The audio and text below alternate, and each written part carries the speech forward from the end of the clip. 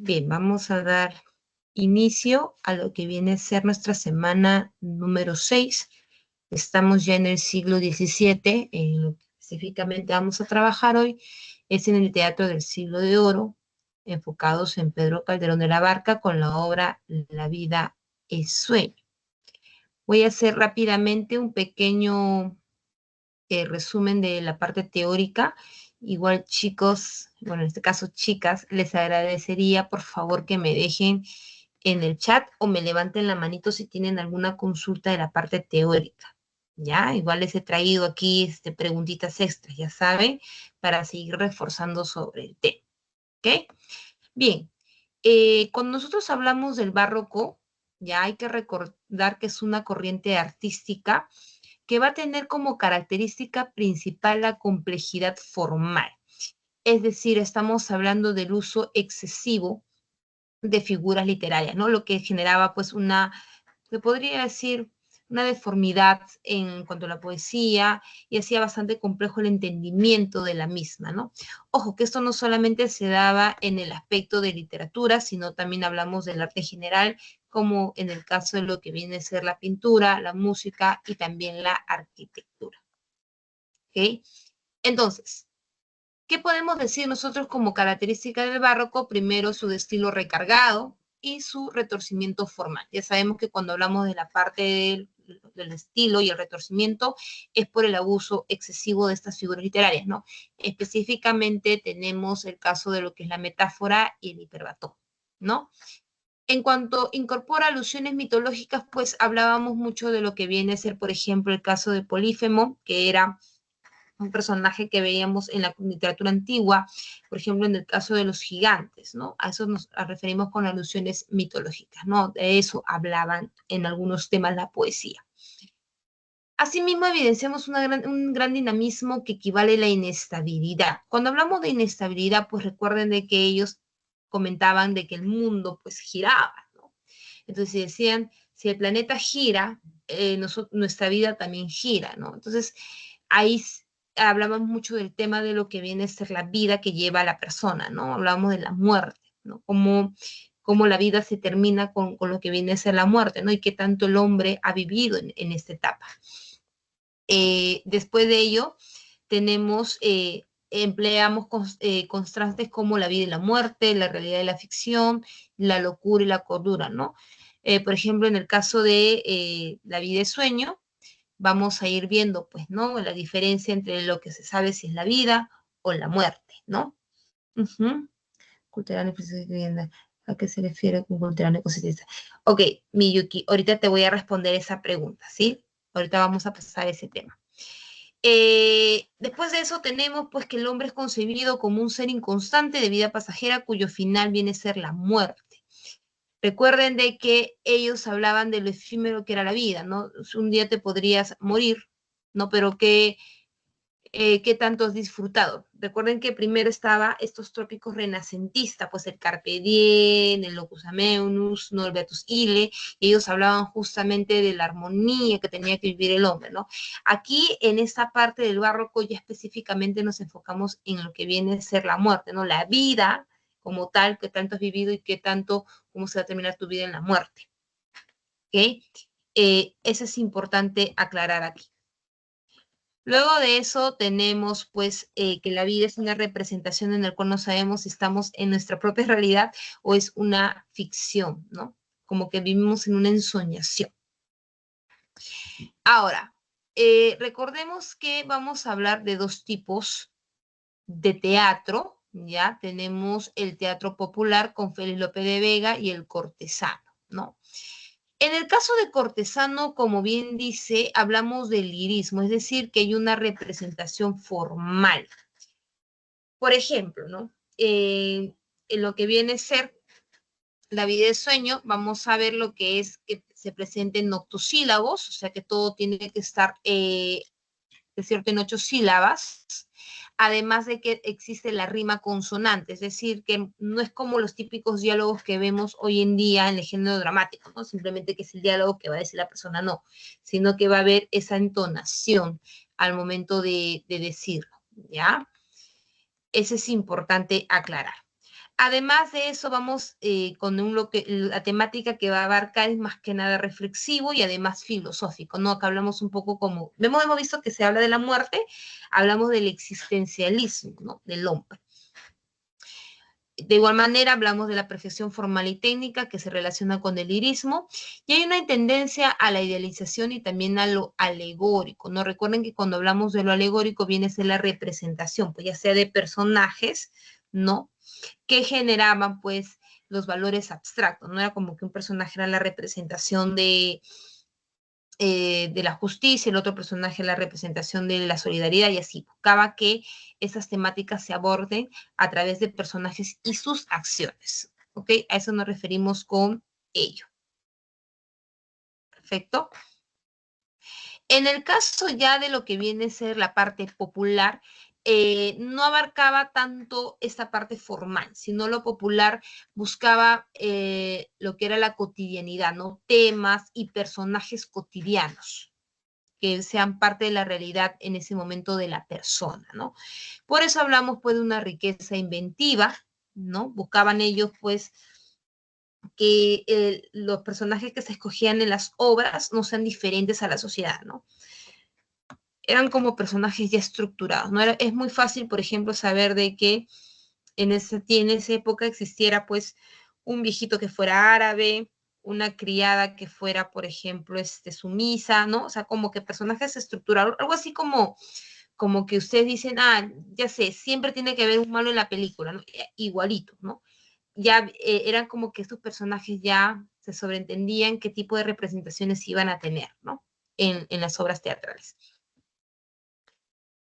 Además de eso, como hablamos de la parte de nacionalismo, las temáticas que se abordaban era la parte de leyendas o también hablábamos de la misma historia de España, ¿no? Que se buscaba tener.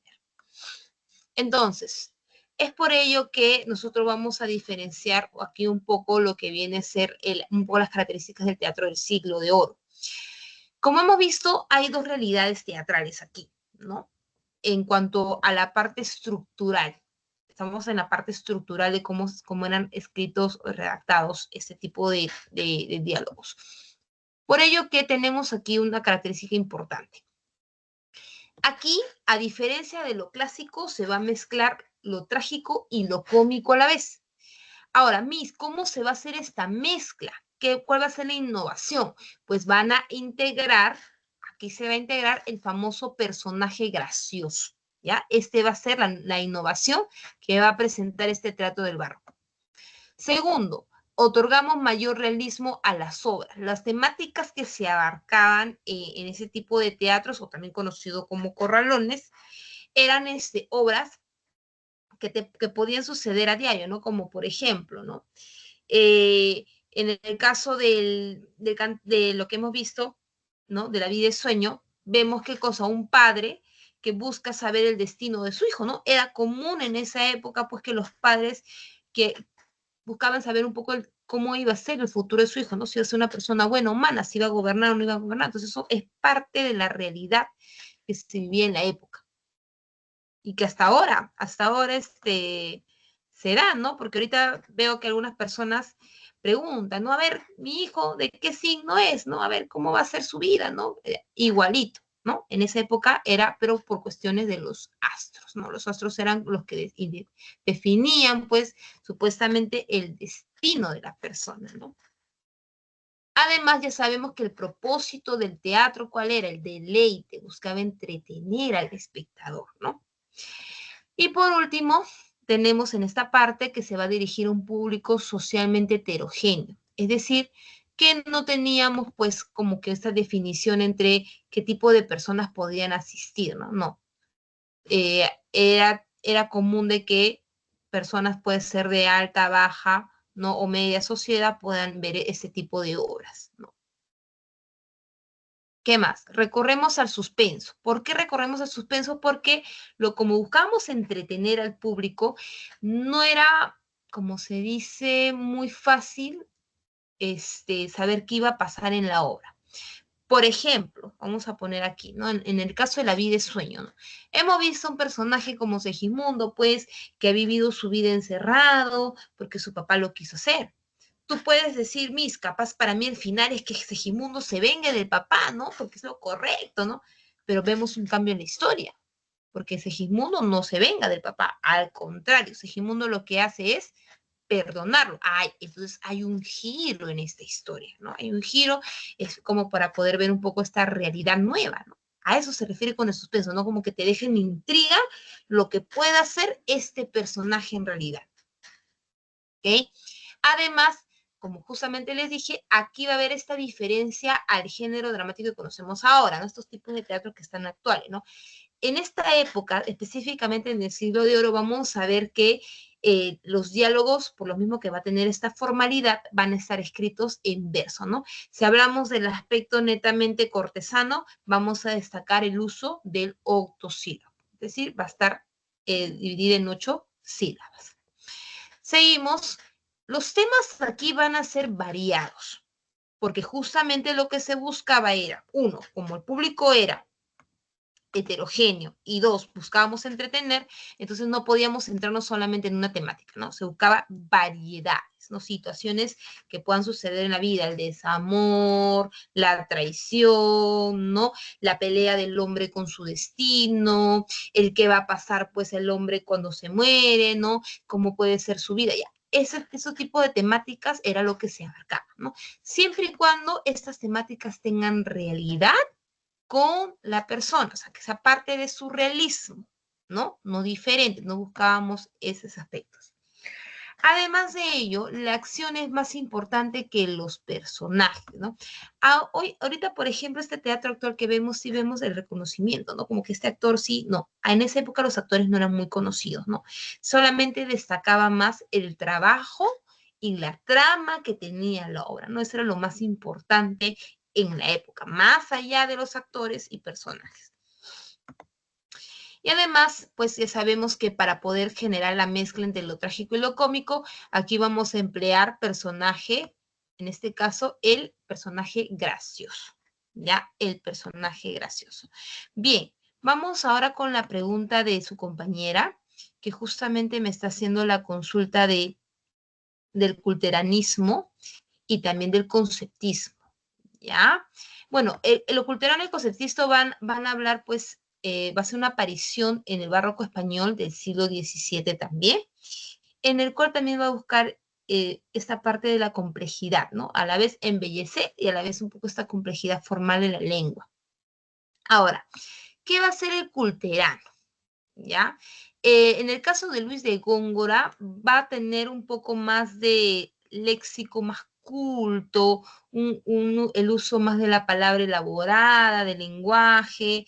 Aquí sí vamos a ver el uso excesivo de las metáforas, el hipérbato, ¿no? Y otras figuras literarias, ¿no?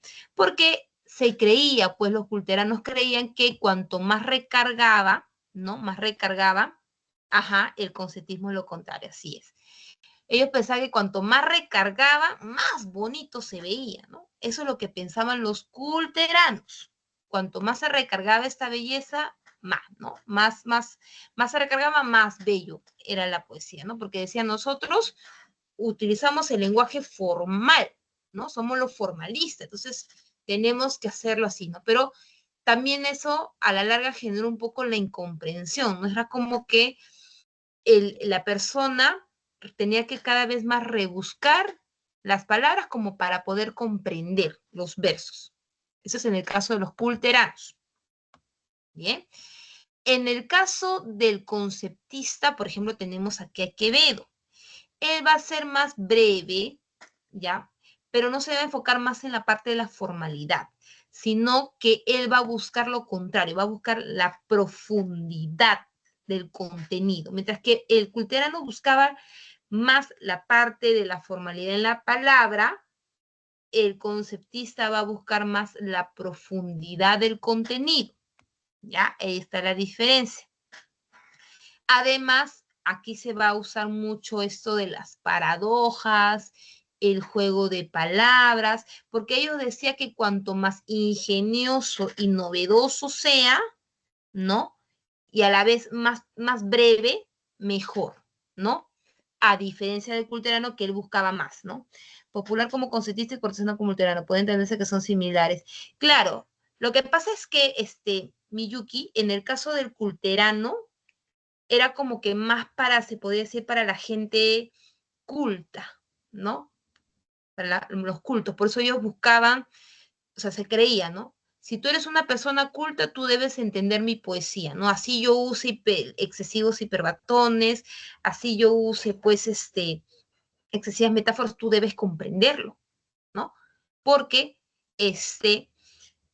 estoy trabajando con la formalidad de la palabra, ¿no? Por eso se decía que eso se utiliza más para los cultos, ¿no?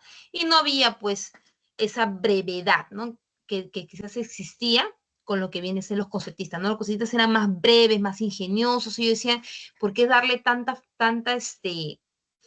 tanto recargo, ¿no? O sea, sí se tiene que utilizar, pero debemos ser más breves y más ingeniosos con toda la palabra utilizamos, ¿ya? Nosotros hay que enfocarnos más en que esta profundidad de lo que yo quiero transmitir llegue más a las personas, ¿no?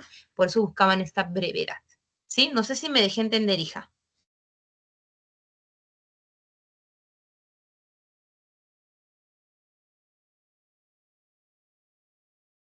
Ok, ok, no, no hay de qué. Bien, entonces, tomando en cuenta ya esto, chicos, vamos a enfocarnos en Pedro Calderón de la Barca, esta parte de lo que viene a ser el teatro barroco.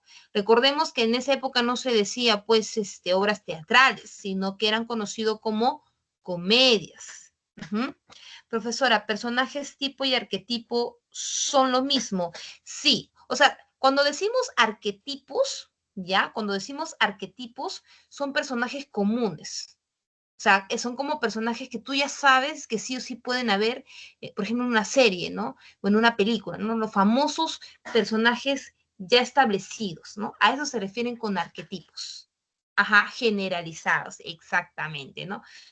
Tú dices, no, ay, en el grupo de amigos, pues tiene que haber uno que siempre muere, ¿no? Tú sí dices siempre, ¿no? En la serie, ¿no? Hay uno que siempre muere. Ah, ya, ese es tu personaje arquetipo, ¿no? En esa época, por ejemplo, era común ver, sirvientas sumisas y chismosas, ¿no? Ah, es común tener por ahí, ¿no? Un personaje donde una de las sirvientas sea chismosa, ya. Ese es tu personaje, ¿qué tipo? Porque es un personaje común que puede aparecer normalmente en las obras, ¿no? ¿Qué más? Como el ejemplo que te puse anteriormente, ¿no? El viejo Ávaro, ¿no? Siempre tiene que haber un viejito que piense más en la plata que en sí mismo, ¿no? Ya. Esos son los personajes arquetipos, ¿no? Los personajes que se sobreentiende que van a existir de todas maneras en las obras. ¿Ok? No sé si me dejé de entender, Elber.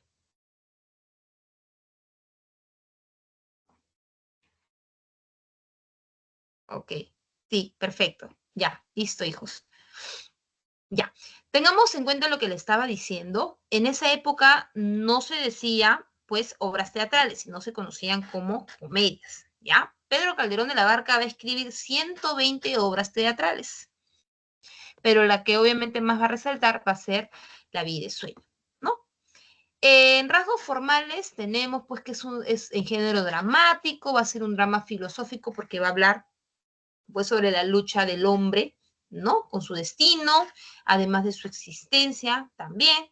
En cuanto a versos, lo recuerdan que como Pedro Calderón de la Barca es dentro del teatro cortesano, entonces vamos a enfocarnos que va a ser más formal. Por lo tanto, versos va a tener 8. En cuanto a las rimas, pues va a ser consonante, va a estar dividido en 3 jornadas. El carácter va a ser alegórico, porque recuerden que decíamos alegórico porque los personajes representaban, ¿no? Un valor abstracto, lenguaje culto y estilo solemne, ¿ok? Estilo solemne. Entonces, ¿qué rasgos socioculturales vamos a ver? Uno que va a estar ambientado en Polonia y dos que los personajes que se van a desarrollar aquí van a ser personajes nobles, ya por lo mismo que es cortesano, chicos, lo mismo que es cortesano. Entonces, ya sabemos que en la jornada 1 vamos a hablar de Segismundo, que va a vivir pues el pobre encerrado en una torre, debido a que su papá pues había consultado a los astros y los astros dijeron que iba a ser un mal hijo, que iba a ser un pésimo gobernador, y bueno, pues él en vez de luchar contra la predestinación o contra el destino que se les había planteado, decide pues encerrarlo al pobre en una torre. ¿Quién era el único conocido en ese momento de Segismundo? Era Clotaldo Suayo, ¿no? Entonces, ¿qué pasaba? Rosaura venía de Moscovia y ella pues estaba en busca de conocer a su papá. Su mamá había fallecido y le dijo que buscara a su papá y para eso tenía que ella tener una daga. Su mamá antes de fallecer le entrega la daga y le dice pues que vaya con los nobles de Polonia porque ahí iba a estar su papá, ¿no? Entonces ella va con su personaje gracioso que viene a ser Clarín, ¿no?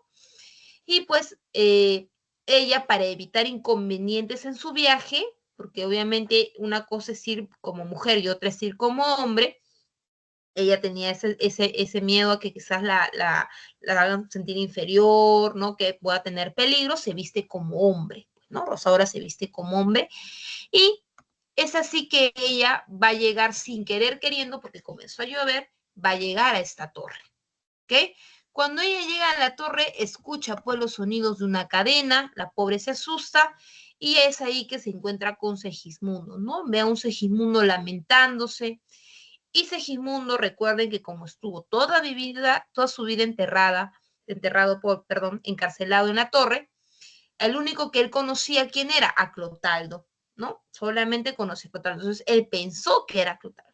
Cuando él llama a Clotaldo, ve aparecer, pues, a este personaje que es Rosaura, vestido de hombre y Clarín. Y ellos no entendían por qué él estaba encerrado. En ese momento llega Clotaldo, pues, y decide apresarlos, ¿no? Porque recuerden que nadie sabía de la existencia de Segismundo en ese momento. Nadie lo sabía. Cuando él busca eso, ¿no? Ahí aparece Rosaura y le dice, pues, mira, antes de que me apreses, quisiera hacerte una pregunta. Quiero saber dónde están los nobles, ¿no? De Polonia. Es ahí cuando Clotaldo le dice, mira, yo soy uno de los nobles también, solamente que yo soy un ayo y yo puedo ayudarte. ¿Qué quieres, no? Y él le dice, estoy buscando al hombre de la daga, ¿no? Y le muestra la daga. Y es ahí que Clotaldo le dice, pero ¿cómo así? ¿No? ¿Cómo es que tú tienes esa daga? Y ella le indica pues que esa daga era de su padre. Clotaldo asombrado le dice, no, imposible porque yo no tengo un hijo. Sí tengo una hija, pero un hijo no. Ahí es cuando Rosaura pues le quita pues armadura, todo y le dice, mira, yo en realidad soy mujer y estoy buscando nuevamente restaurar mi honor, pues, ¿no? Y pues Clotaldo se siente mal porque realmente pagaban con la vida los que sabían de la existencia de Segismundo, ¿no? Entonces él comenzó a pensar y decía, ¿qué hago? Por un lado está la lealtad de mi rey, ¿no? Y por el otro lado está aquí mi hija, pues no puedo hacer que la maten o que la dañen. Entonces va donde Basilio, soy el rey, y le dice, pues que encontró a estas dos personas, tanto a Rosaura como a Clarín, y que por favor no les haga daño, que fue casual el encuentro y que lo que él esperaba es que fueran criados. ¿Ok? Criados. Ahora, como Basilio ya estaba viejito, chicos, ya estaba bastante viejito, él estaba buscando un heredero. Es así que va a aparecer, pues, Astolfo. Ya Astolfo era el sobrino de Basilio. Pero Astolfo era un joven bastante presumido, no le importaba el pueblo, no solamente quería la riqueza y tener el poder. Y es así que también él decide pues casarse con su prima, que era Estrella, ¿no? Y él decía pues de esa manera ya uno, ¿no? Entre familia queda, me uno, me vuelvo más poderoso y así voy a quedarme con todo este poder, ¿no? Entonces el baile dice, tío, ya pues cuándo, ¿no? Ya estás viejito y es momento de que a mí me des el trono, ¿no? Y es ahí pues que aparecemos ya en esta segunda jornada, ¿no? Por ejemplo, aquí tenemos un pequeño fragmento pues, de los lamentos que tenía el pobre de Segismundo, en el cual pues él dice por qué, ¿no? ¿Por qué él nunca entendió por qué vivió toda su vida encerrado, ¿no? Y el único pecado que él decía era pues solamente por haber nacido, ¿no? ¿Cuál ha sido mi pecado? Nacer, ¿no? Ese es su lamento de él, ¿no? Por eso dice, aunque sí nací, ya entiendo qué delito he cometido, bastante causa he tenido vuestra justicia y rigor, pues el delito mayor del hombre es haber nacido, ¿no? Ese es su pecado original, el pobre de Segismundo. Entonces, en la jornada 2, ¿no? En la jornada 2, pues, Clotaldo comienza a hablar con Basilio, y además de eso, pues Basilio toma la decisión de ponerlo a prueba a Segismundo, ¿no? Clotaldo le dice, pero bueno, ¿por qué no intentas? Para eso ya Basilio había comentado a Astolfo que él en realidad sí tenía un hijo, solamente que lo tuvo que encerrar porque los astros le habían dicho que iba a ser un mal gobernador, ¿no? Entonces como que él estaba un poco encolarizado, pues porque decía, no, me va a malograr mis planes, pues. Pero bueno, vamos a ver qué sucede. Entonces Basilio le manda a Clotaldo que le dé de beber, pues, como un tipo de pócima al pobre Segismundo para que él se quede profundamente dormido, ¿no? Entonces ahí aprovechan para trasladarlo al cuarto, ¿no? Su cuarto real. Entonces imagínate, tú toda tu vida has vivido encerrado, nunca has conocido otras personas aparte de Clotaldo y te levantas y observas pues que estás en una cama inmensa, que tienes pues cortinas lindas, que hay gente sirviéndote, obviamente vas a entrar en shock, ¿no? Y eso es lo que pasó, ¿no? Y en ese momento pues Segismundo vio a Estrella, Estrella estaba curioseando a ver quién era ese famoso Segismundo, pues sí, ahí fue que le llamó la atención bastante a Segismundo, ¿no? Entonces apareció un criado que lo que buscaba era ayudar pues a Segismundo, ¿no? Porque esa era su misión. Recuerden que normalmente en esa época se ponía a cada rey, a cada príncipe un criado específico, ¿no? Entonces Segismundo entendió que el criado lo quería atacar, porque lo comenzó a tocar y bueno, se puso en modo salvaje Segismundo y lo tira al criado, pues matándolo, pues no, lo tira del balcón.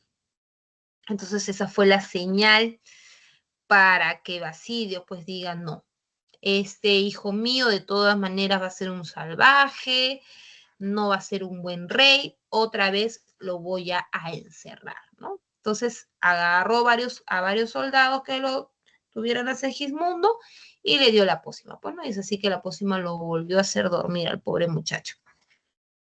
Entonces Segismundo se levanta nuevamente pues en su cárcel, ¿no? Y comienza a lamentarse y comienza a contar y decir qué es lo que ha pasado. Acabo de tener, no sé si ha sido mi realidad o ha sido un sueño, ¿no? En el que yo era, pues, un linajudo, dice, ¿no? O sea, un cortesano de sangre, ¿no? Yo era un linajudo, que tenía gente acá hasta atendiéndome, ¿no? ¿Qué es lo que ha pasado, no? Y le cuenta eso a Clotaldo, porque Clotaldo era como se podría decir su confidente, pues, ¿no? Y ahí Clotaldo le dice, pues no, que ha sido un sueño, ¿no? Que no se preocupara, que en realidad no ha pasado nada, ¿no? Y pues entonces es ahí también cuando aparece Astolfo, bastante presumido él, indicándole pues que él era su primo y que definitivamente Segismundo no tenía madera pues para ser rey, pues, ¿no? Como que bastante presumido él, ¿no? Entonces ahí es cuando pues comienza a haber ya un poco este conflicto, ¿no? A la par de ello, tenemos pues también la historia de Astolfo y Rosaura. Ya chicos, eso también es importante aclarar. Rosaura regresa bueno, va a Polonia porque ya no tenía nadie en Moscovia, ¿no? Ella, ella se iba a casar con Astolfo. Esa era la verdad, ¿no? En esa época era como que si un hombre te pida, era como que tu honra, ¿no? Si el hombre se va y te deja, como se dice, vestida y alborotada, era una deshonra para la mujer, ¿no? Era como que ningún hombre iba a querer casarse contigo, ¿no? Porque ¿qué se creía en la época? Pues no, que la mujer ya fue tocada, que seguramente algo habrá hecho la mujer, ¿no? En esa época se creía así, pues. Entonces, de un momento a otro Astolfo se va y resulta que la había abandonado a la pobre Rosaura porque le había, pues su tío ofrecido, le había mandado una carta y le había ofrecido, pues, el trono y la mano de Estrella, pues, ¿no? Entonces, Astolfo, ni perezoso, nada, fue inmediatamente a Polonia y la dejó abandonada a la pobre Rosaura, ¿no? Entonces Rosaura, pues, cuando lo encuentra Astolfo, ella pensó que iba a recibir una explicación, pues no dijo, voy a, al menos algo me dirá Astolfo, ¿por qué se fue? Pero lo que dijo Astolfo fue, no te conozco, mujer. Esas fueron sus palabras, ¿no? ¿Quién serás tú? Yo no te conozco. Se hizo el loco. Entonces ahí dijo, pues Rosaura, no, acá tengo pierde, ¿no? O sea, me va todo mal, pero bueno. Y encima de todo, a Rosaura la habían puesto como criada de Estrella. Y ella pues escuchaba como Estrella no lo quería Astolfo, que ella decía, pues le contaba un poco sobre su vida y Rosario le había tomado bastante cariño a Estrella, pues, ¿no? Le había tomado cariño, entonces dijo, bueno, pues ya que sea, es una buena chica, Estrella, que sea lo que Dios quiera, pues, que se casen si ese es el destino, pues, ¿no? Ahora, esto va a generar ya el tercer acto, esto ya va a generar el tercer acto, acá por ejemplo vemos en la jornada 2, pues, ¿no? Este momento en que Segismundo no sabe si lo que pasó fue un sueño, fue su realidad, por eso dice, sueña el rico con su riqueza, que más cuidados le ofrece, sueña el pobre que padece su miseria y su pobreza, ¿no? Sueña que el que a medrar empieza, sueña el que afana y pretende, sueña el que agrave y ofende, y en el mundo, en conclusión, todos sueñan lo que son, aunque ninguno lo entiende, ¿no? Yo sueño que estoy aquí, de estas prisiones cargado, y soñé que en otro estado más lisonjero me vi, ¿no? ¿Qué es la vida? Dice un frenesí, ¿qué es la vida? Una ilusión, una sombra, una ficción, ¿no? Y el mayor bien es pequeño, que toda la vida es sueño, y los sueños, sueños son, como que lamentándose de esta realidad que él pensó que era vivido, ¿no? En realidad le dijeron que era un sueño cuando era cierto. En esta jornada 3 ya hablamos de la aparición del pueblo. El pueblo no estaba como que muy de acuerdo con que pues Astolfo sea el rey, ¿no? Y como ya lo había dicho Basilio en la corte, que sí estaba la existencia de su hijo, que lo iba a poner a prueba, es así que el pueblo pues se subleva, pues, ¿no? No acepta y esperan la liberación de Segismundo, ¿no? Entonces, al rey no le quedó otra que reconocer el pedido de su pueblo y lo libera a Segismundo, ¿no? Y es ahí también cuando él entra pues en conflicto y él dice, capaz hice yo mal, ¿no? Porque debí criarlo, ¿no? No debí confiar en lo que supuestamente me decía el destino, debí luchar contra el destino. Y pues le pide perdón a su hijo, ¿no? Y le suplica, se arrodilla, le besa las manos. Y es más, él dijo, pues hijito, si tú me tienes que matar, me matas, ¿no? Porque ha sido mi culpa lo que ha pasado. Y es ahí que Segimundo pues entra, como se dice, en su modo de prudente, y como que se pone en los zapatos de su papá, ¿no? Y dice, bueno, yo quizás también si hubiera sido rey, papá, yo hubiera hecho lo mismo, ¿no? Y lo termina perdonando, pues, ¿no? Lo termina perdonando a su padre. Entonces, Segimundo ya, siendo como se dice, ya estando en el trono, toma dos decisiones, pues, uno, en la que decide casarse con Estrella, su prima, y dos, pues, obliga a Astolfo a restaurarle la honra, pues, a Rosaura, y termina casándolos a ambos, pues, ¿no? Según el dictamen del trono de él, pues, ¿no? Y es así como va a terminar esta historia de La vida es sueño, chicos. A ver, hasta aquí, ¿alguna duda? ¿Hasta ahí vamos bien? ¿Está todo claro?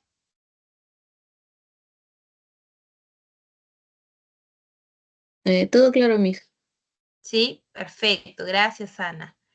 Bien, entonces ya un poco enfocados en la historia, vamos a ver que en cuanto a temas principales, hablamos de la existencia humana entre la vida y la ficción, y también el libre albedrío, pues porque, como les digo, ¿no? Lo correcto quizás hubiera sido, pues, que Segismundo se vengue de su papá, ¿no? Pero tomó decisiones, como que el hombre es libre de poder tomar sus decisiones y de poder cambiar su destino, ¿no? Ese es el libre albedrío. Y pues otros temas, tenemos la predestinación, es decir, pues el creer mucho en esto de los astros y confiar en que el destino ya está escrito, ¿no? O sea, que tú no puedas cambiar tu destino. A eso se habla con la predestinación. Tenemos la falta de libertad, el perdón del hijo al padre, ¿ya? Y las luchas también cortesanas por el poder, ¿no? Como en el caso que hemos visto ahorita de Basilio con Segismundo, y también hemos visto pues a Segismundo con Astolfo, ¿no? Y también, bueno, un poco también esto de Astolfo con Estrella, ¿no? Porque el hecho de casarse entre primos para mantener pues el reinado también es parte de este tipo de temáticas, ¿ok? Bien, antes de pasar a las preguntas extras que les he traído, ¿hay alguna pregunta que tengan del boletín o todo ha quedado claro con las preguntas del boletín? Chicos.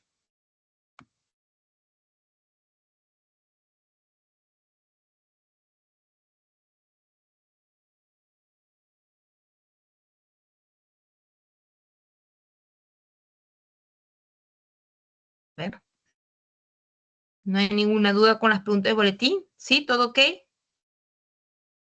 Sí, Miss, todo claro. Ya, perfecto. Entonces pasamos a las preguntas extras. Bien, vamos a pasar a las preguntas extras. Ok, vamos a colocar entonces aquí verdadero o falso. Nos está pidiendo. Dice, con respecto a la verdad o falsedad de los siguientes enunciados sobre las características del barroco español, marque la alternativa que contiene la secuencia correcta. A ver, uno, ¿va a emplear contrastes o conceptos antinómicos como la vida o muerte o ficción o realidad? ¿Verdadero o falso? ¿Verdadero? Claro, ¿no? Recuerden que esa es una de las características principales, ¿no? La parte del contraste, ¿no? Vida o muerte, ficción o realidad. Las figuras literarias son empleadas para conseguir una expresión más clara. Falso. Falso. Muy bien. Acá hablamos de la complejidad. Recuérdate que ahí se buscaba la complejidad formal, no que sea claro. 3. Postula que el destino del ser humano es alcanzar el paraíso tras la muerte. No necesariamente, no, sí. Claro, en este caso ellos hablaban más que nada de la fugacidad de la vida. O sea, como que era obvio que tu vida acaba con la muerte, ¿no? Pero ellos recalcaban en eso, ¿no? Si la vida es fugaz, ¿cómo la vivo? ¿No? Eso era su paradoja de ellos. Entonces, no es que hablamos de un paraíso después de la muerte, no hablamos de una reencarnación ni nada por el estilo, ¿no? Hablamos simplemente de que la vida es fugaz, ¿no? Eso viene. Entonces, por lo tanto, aquí sería falso. Presenta un estilo en el cual sobresale el retorcimiento o complejidad formal. Verdadero. Claro, ¿no? Por el uso excesivo de figuras literales. Entonces la respuesta acá sería la A. La A. Muy bien, chicos. Continuamos con la 2. A ver, dice, a diferencia del teatro clásico grecolatino, las representaciones dramáticas del siglo de oro combinan lo cómico y lo trágico. Una consecuencia de esto es la presencia del en obras temáticas seria y filosófica como La vida es sueño. ¿A quién utilizaban? Acuérdense, ¿a quién utilizaban ellos para poder hacer esta combinación? ¿Aparición de quién? De graciosito. Ajá, muy bien. Hablamos del personaje gracioso. Personaje gracioso. Parece este personaje. 3. Escribimos verdadero o falso según corresponde al argumento de la vida y sueño. Marcamos la alternativa correcta. En esta obra alegórica, el rey Astolfo ha dispuesto que su hijo crezca lejos de la corte. Sí, verdadero, verdadero. Claro, ¿no? No te tenía encerrado lejos de la corte. A ver, 2. El duque de Moscovia llega a Polonia para ser el sucesor del rey Segismundo. Hablamos del No, duque de... ¿Cuál sería aquí? falso. Falso, ¿no? Tenía relación a él. Pero el duque de Moscovia era Astolfo, ¿no? No, Astolfo era, o sea, era parte de Polonia. Lo que él hizo fue irse a vivir allá porque ahí estaba parte de su familia, pero duque como tal no era, ¿ya? Ah, ya, Él era como más también que le nada, decían extranjero. claro, ¿no? Extranjero. Ujú. A ver, Segismundo es llevado a la corte y actúa salvajemente e intenta matar al rey. No, No intenta matarlo.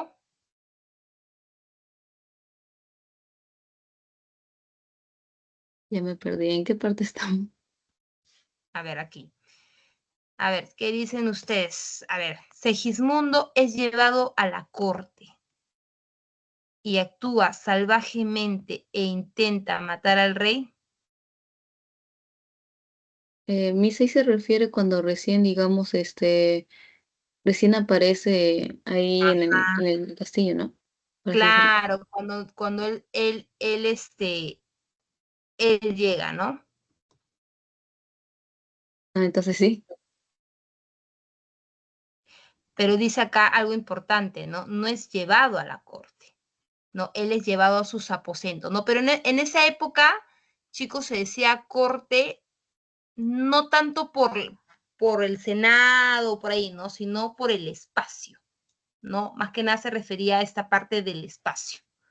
Entonces, si hablamos de eso, del espacio,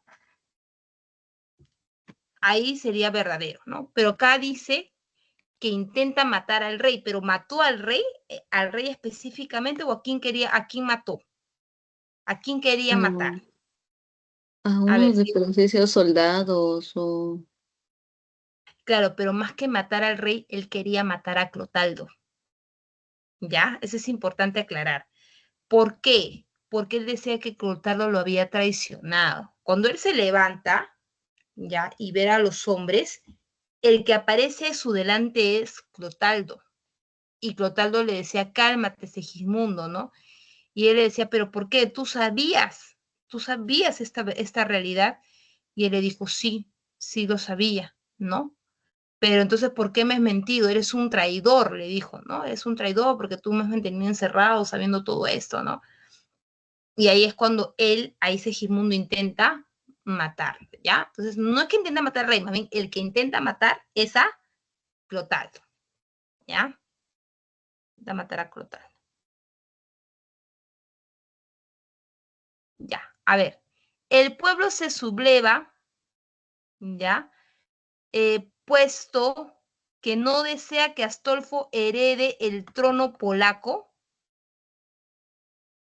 ¿Qué dicen Mm, ustedes? ¿verdadero? Claro, eso se pasa en la jornada 3, ¿no? En la jornada 3. Seguimos. Segismundo toma el poder y ordena encerrar a Clotaldo. No, No, ¿verdad? ¿Qué pasa al final? lo perdona. Lo perdona, ¿verdad? A ver, tenemos verdadero, falso, falso, verdadero, falso, verdadero, falso, falso, verdadero, falso. Verdadero, falso, falso, verdadero, falso. No me tiene alternativa. Me parece que acá ha habido un error. Al menos que este de aquí pase a lo que viene a ser el duque de Moscovia y lo llamaran el extranjero. A ver, déjenme corroborar esta información, chicos.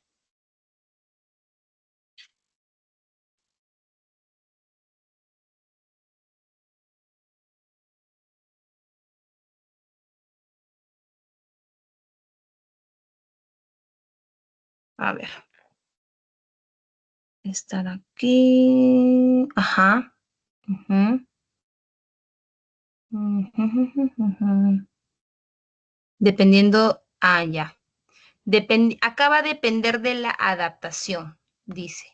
Algunos lo conocían como el duque de Moscovia y otros como simplemente el cortesano de Polonia, ¿ya? Tenía dos nombres. No sé si eso sería importante que lo apunten, ¿ya? Según la datación, puede ser el duque de Moscovia o el cortesano de Polonia, ¿ok?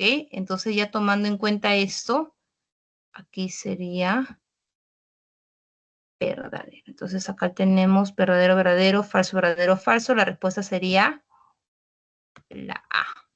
Pero ¿Ya? aunque diga el rey Segismundo mis, Perdón, hijo, perdón, hija.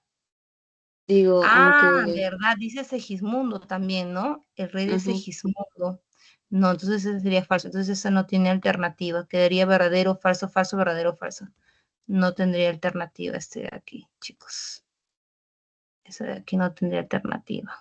Eso verdadero, verdadero, falso. No tenga alternativas. Igual voy a consultar esta pregunta de la 3. ¿Ok? A ver. Miss, la primera no sería falso, A ver, dice, ¿por qué sería falso? porque Ah, no porque sería rey dice rey Basilio. Astolfo. Sí, tienes razón. Tienes razón, hija. Debería decir el rey Basilio, Basilio, ¿verdad? ajá. El rey Basilio. Muchas gracias por tu observación, hija. Entonces tenemos falso, falso, verdadero, falso. Ah, ya, sería Calave. Disculpen, hijos. No vi el nombrecito de Astolfo. Ok, gracias, gracias por la observación. Vamos con la número 4. A ver, dice, ¿qué enunciado relacionado con el argumento del drama La vida es sueño de Calderón de la Barca se puede inferir a partir de la lectura del siguiente fragmento de la obra? A ver, dice, Clotaldo, a tus reales plantas llego, ya sé que a morir. Segismundo, levanta, levanta, Padre del suelo, que tú has de ser norte y guía de quien fíe mis aciertos, que ya sé que mi crianza a tu mucha lealtad debo. ¿En qué parte de la obra creen que estamos? ya al final prácticamente con desde perdón.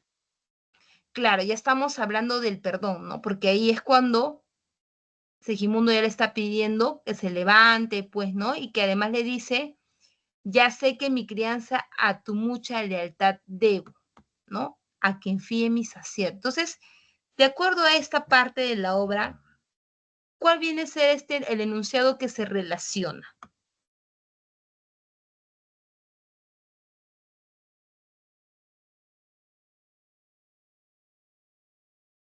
La D. La D, claro, ¿no? Como justamente les dije, una característica aquí era la parte del suspenso porque no sabía qué acciones iba a cometer el personaje. Entonces, aquí decimos que Segismundo lo que ha hecho es actuar con prudencia, ¿no? Que quería actuar con prudencia, ¿no? No fue el final que se esperaba. ¿Ya? Ok. A ver, en la 5. En la obra La vida es sueño de Pedro Calderón de la Barca, el tema de la lucha por el poder se constituye como uno de los ejes temáticos que se observa a través de las relaciones conflictivas entre los personajes. Al respecto, marcamos la alternativa que contiene las relaciones entre los personajes que representan el mencionado tema. Es decir, ¿qué relaciones vamos a encontrar aquí que muestre esta lucha del poder? Tenemos que encontrar dos.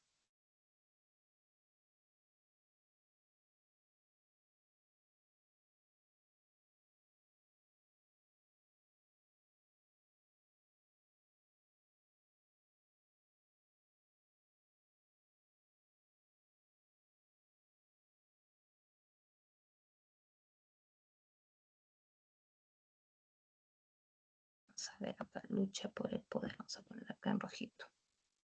¿En qué relaciones se encuentra la lucha del poder? ¿Y tres? ¿Cuál viene a ser, perdón, hija? 1 y 3, la alternativa A. Muy bien. Uno, Segismundo y Basilio por ver quién era el sucesor, ¿verdad? Ahí estaba uno de la lucha del poder, ¿no? ¿A quién se le iba a dar como sucesor? A Polonia. Y las tres sería Estrella y Astolfo, porque en esa época que dijimos, no se casaban para poder unir, como se dice, el reinado, ¿no? Entonces, esa fue una de las acciones que también se tomaba por esta lucha del poder. Entonces, teníamos la alternativa, la A. Muy bien, la A. Continuamos. 6. Marque la alternativa que completa adecuadamente el siguiente enunciado sobre el argumento de la vida y sueño de Pedro Calderón de la Barca. A ver, en la jornada 1 se descubre de que el rey Basilio, debido a que cree en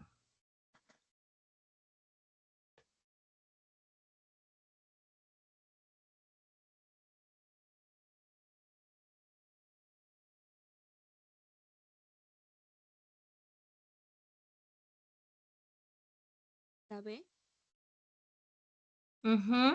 Muy bien.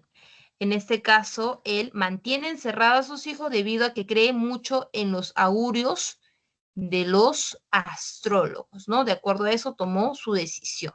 Ajá, muy bien.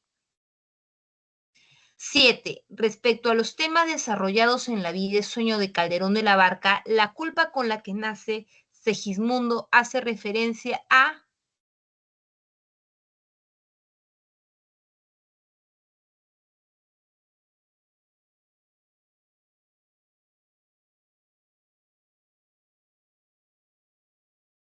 ¿La D? de privación, la privación. ¿Se acuerdan cuando vimos esta parte de aquí? Esta primera jornada. ¿De qué se lamenta Segismundo? ¿Cuál fue su pecado original de él? ¿Haber nacido? Haber nacido. Claro, ese era su pecado más grande, su pecado original de él. Por eso dice, claro, de manera general hubiera sido la privación de la libertad, pero él dice, ¿cuál es la culpa con la que nace? ¿Cuál es la culpa con la que nace Segismundo?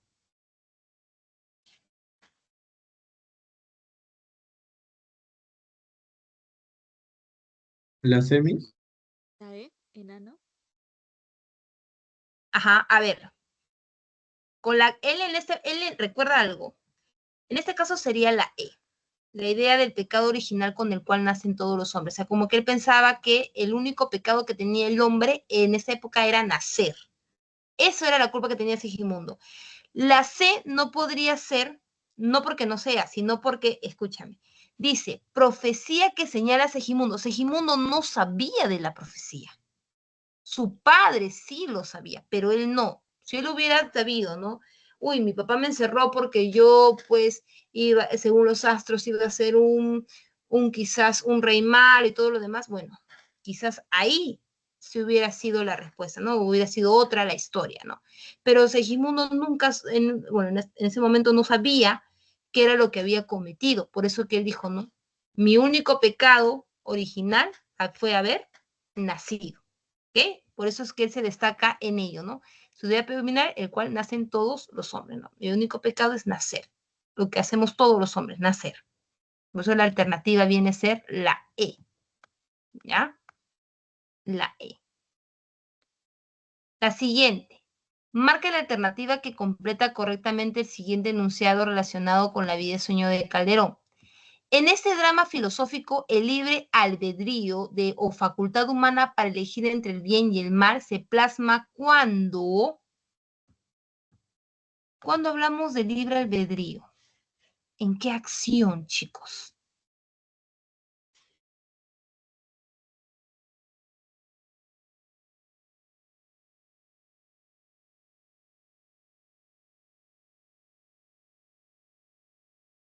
La B. La respuesta aquí sería la B. Porque recuerden que lo correcto hubiera sido la venganza de Segismundo, pero lo que él hace es escoger, ¿no? En vez de vengarse, decide perdonar a su papá, ¿no? Por haberle hecho ese daño. Entonces, aquí tenemos el libro del derecho a escoger, o sea, de tomar tu decisión. 9. En relación al monólogo de Segismundo en La vida y sueño, marque la alternativa con la afirmación correcta acerca del contenido del drama.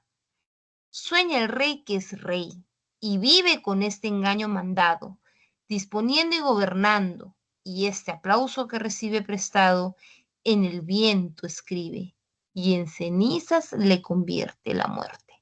Desdicha fuerte, que hay quien intente reinar, viendo que ha de despertar en el sueño de la muerte.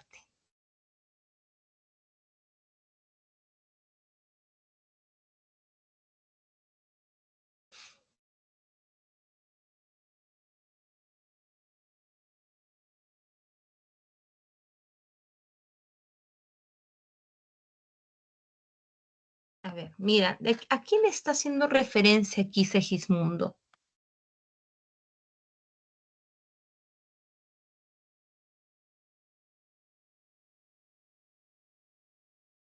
No se hace referencia a sí mismo. ¿A él mismo? Mira, dice, sueña el rey que es rey, ya, y vive con este engaño, mandando, disponiendo y gobernando. O sea, es como que el poder que va a tener este rey no es un poder con el cual el poder con el cual vas a tener siempre. No es un poder que se te va a ir así como tu vida, rápido. Por eso que él dice, y este aplauso que recibe prestado en el viento escribe y en ceniza le convierte la muerte, desdicha fuerte. O sea, es como que todo este gobierno que va a ser la persona, en este caso el rey, es algo que va a pasar con el tiempo, es algo que se le va a ir rápido, ¿no? O sea, no es como que tú dices, no, ya, yo voy a ser rey y para siempre voy a estar mandando, gobernando. No, es como que este poder que tú tienes es prestado, ¿no? Es algo que se va a ir con el tiempo, es algo rápido, ¿no? Después te vas a morir y vas a ser igual que el resto, ¿no? A eso se refiere cuando dice, pues, que es prestado y que el viento escribe y en cenizas le convierte la muerte, ¿no? Desdicha fuerte, que hay quien intente reinar viendo que ha de despertar en el sueño de la muerte.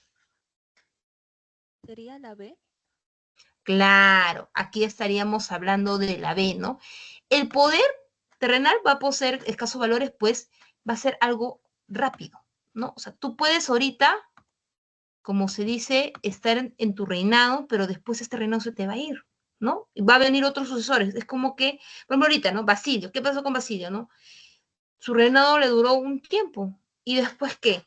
Tuvo que buscar a alguien que de todas maneras lo reemplace. O sea, como que todo en esta vida es reemplazable, ¿no? Inclusive el rey. A eso se refiere. Por eso decimos que la B, pues el poder terrenal es efímero como un sueño. O sea, se te va rápido. 10. Vamos a terminar, chicos. Con respecto a los siguientes enunciados sobre el argumento del drama filosófico La vida es sueño de Pedro Calderón de la Barca, marque la alternativa que contiene las afirmaciones correctas. Astolfo, el duque de Moscovia, destrona a Segismundo. No, falso. Falso. Falso. Ajá. Rosaura descubre y libera al príncipe cautivo de la torre, ¿lo libera? Falso. Falso también. Al final de la obra, Segismundo perdona a su progenitor. Sí, Claro, lo perdona. El rey cree en la predestinación, por ello encarcela a su hijo. verdadero. Verdadero. Entonces tenemos que aquí viene a ser la 3 y la 4. Muy bien. 11. Respecto al fragmento citado del drama La vida es sueño de Pedro Calderón de la Barca, ¿qué tema de la obra podemos inferir? Basilio dice, llegó de su parto el día y los presagios cumplidos. Los cielos se oscurecieron, temblaron los edificios, llovieron piedras las nubes, corrieron sangre los ríos. En este mísero, en este mortal planeta o signo nació Segismundo, dando de su condición indicios, pues dio la muerte a su madre. ¿De qué tema podemos hablar aquí? ¿Qué obras, qué podemos inferir del tema? La predestinación. Claro, estamos hablando de la predestinación, pues, ¿no? No solamente dijo ya, ¿cómo se dice, no? La cereza del pastel fue que Segimundo también cuando nace mata a su madre, ¿no? Ya ahí ya está el colmo, ¿no? Los astros tienen razón, como decía Basilio. Ok. 12. Oh, vana gloria del mundo, que presto se desvanece tu fulgor, ayer cetro y corona, hoy sombra y olvido. Más en el engaño de los sentidos, aún danza el bufón su comedia amarga. ¿Qué característica del teatro barroco se refleja principalmente en el ya fragmento anterior?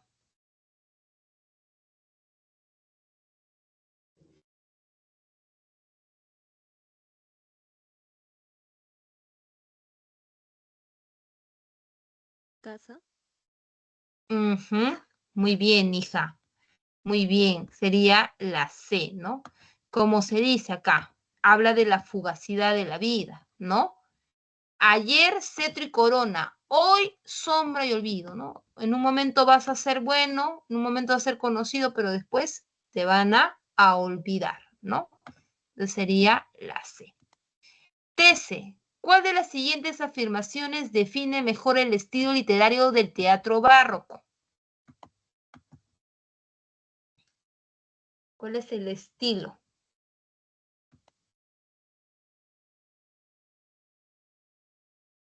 La B.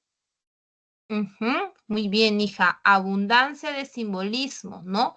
Contraste y dramatismo.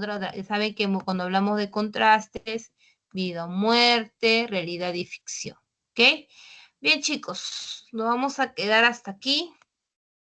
Me he pasado, disculpas de caso, me he pasado unos minutitos y ya nos estamos viendo pues el día de mañana en la parte de la maratón que vamos a tener también.